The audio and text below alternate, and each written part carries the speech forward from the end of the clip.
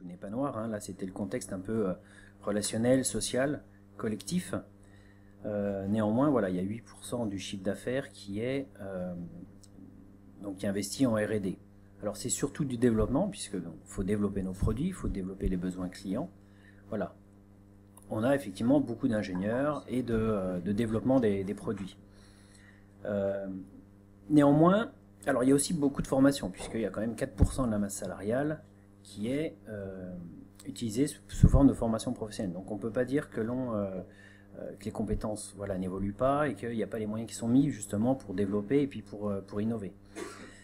Cependant, on note, et là c'est toujours lié avec l'aspect LBO, c'est que dans les contrats qui ont été passés avec les banques, hein, quand le système a été monté, il est prévu que les investissements annuels sont plafonnés à 3,5 millions d'euros.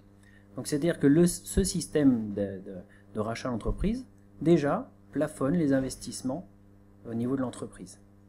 Donc voilà, ça c'est le pendant du fait qu'il y a 8% de chiffre d'affaires qui est utilisé pour le R&D. Donc voilà, il y a tout de même des moyens. Néanmoins, quand on regarde en fait l'innovation, et là on va se recoller avec la consultation du comité d'entreprise qui a eu lieu récemment justement sur la stratégie de recherche et développement, puisque tous les ans le comité d'entreprise est consulté sur la stratégie. Donc là c'est pas moi qui le dis, c'est une motion qui a été votée à l'unanimité des élus. Hein.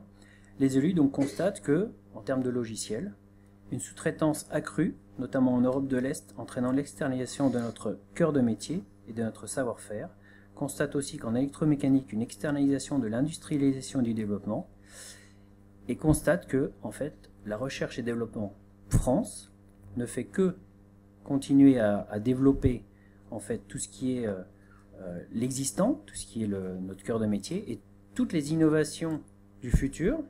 Donc par là, c'est le paiement du stationnement par téléphone mobile, ça peut être la recherche de places de stationnement. En fait, toutes ces nouvelles innovations, elles sont faites quasiment à l'externe de l'entreprise avec de la sous-traitance.